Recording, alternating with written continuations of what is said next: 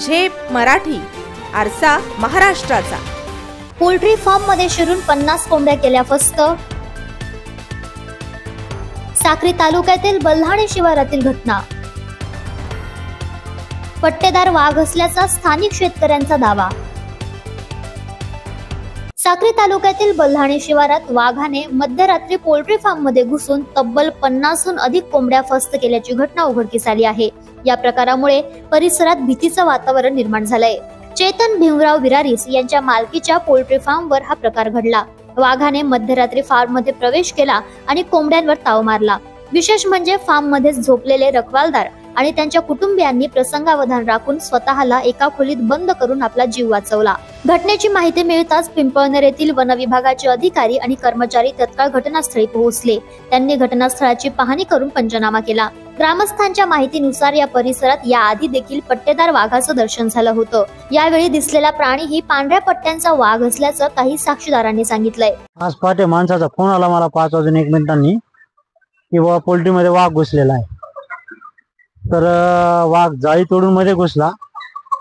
ते आणि माणसं जिथे झोपलेले असतात तिथं जवळपास त्यांच्या जवळ अंतरावर वाघ येत होता। त्यांनी पाहिलं, ते घाबरून लगेच ते रूम मध्ये पळाले। त्याचा फोन आला मला।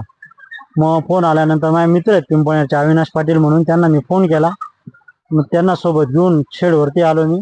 शेडवरती आल्यानंतर मग आमच्या आल्यानंतर लगेच आपले वन खात्याचे अधिकारी वगैरे ते बी गाडी घेऊन आली। त्यांना फोन करून कळवलेलं होतं। ते आल्यानंतर पाहिलं तर ते ज्या जाळी तोडून मध्ये आलेला होता वाघ, त्या जाळीमधून निघून गेलेला होता। पण तिथं कोंबड्या वगैरे जवळपास 70-80 कोंबड्या असतं मरून पडलेल्या होत्या। रक्त वगैरे निघत होतं कोंबडींचं, आणि तो त्या जाळीमधून निघून गेलेला होता वाघ। माणसांना विचारल्याप्रमाणे एकदम पट्टेदार मोठा वाघ आहे। आणि असाच वाघ शेडवरती जवळपास 1 वर्षापूर्वी आलेला होता। तो माझ्या CCTV कॅमेरामध्ये कैद झालेला होता। तेही फोटो माझ्याकडे आता मोबाईल मध्ये सेव्ह आहे। ही घटना उघडकीस येताच पोल्ट्री मालक चेतन बिरारीस, अविनाश पाटील तसेच अनेक शेतकरी घटनास्थळी जमले होते। वन्य प्राण्यांचा मुक्त संचार पुन्हा सुरू झाल्यामुळे शेतकरी आणि ग्रामस्थांमध्ये भीतीचं वातावरण आहे। वन विभागाने या वाघाचा तातडीने बंदोबस्त करावा अशी मागणी देखील ग्रामस्थांकडून करण्यात येते। अशाच वेगळ्या आणि ताज्या बातम्यांसाठी पाहत रहा झेप मराठी, आरसा महाराष्ट्राचा। संपादक प्राध्यापक अनिल चव्हाण, धुळे।